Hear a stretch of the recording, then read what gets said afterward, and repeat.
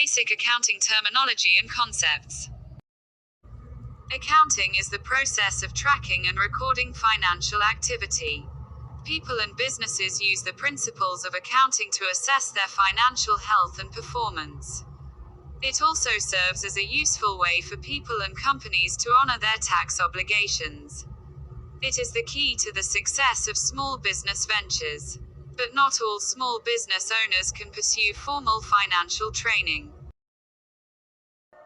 Accounting period is the length of time covered by a financial statement or operation.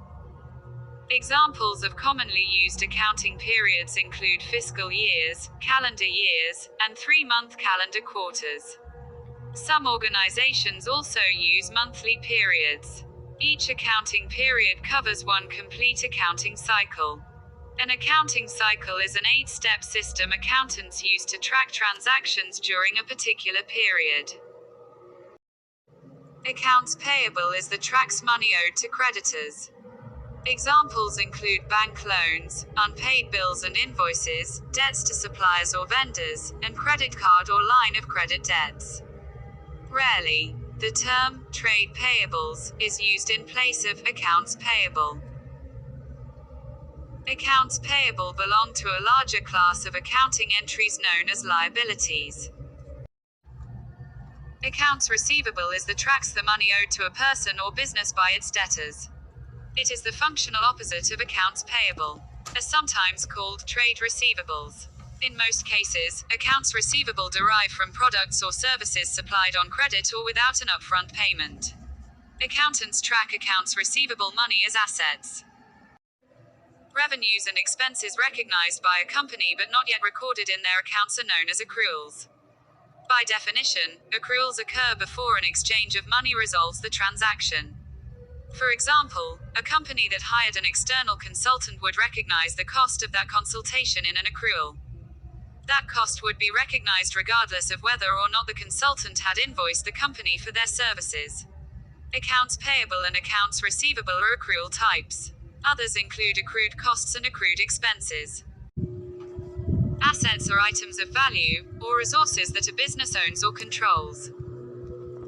More technical and precise definitions specify 2 technicalities. First, assets result from past business activities. Second, they will or are expected to generate future economic value. Assets come in many types and classes. Types include current and non-current, operating and non-operating, physical and intangible. Classes include broad categories such as cash and equivalents, equities, commodities, real estate, intellectual property, and fixed income, among others. Cash flow describes the balance of cash that moves into or out of a company during a specified accounting period. Accountants track cash flow on the cash flow statement.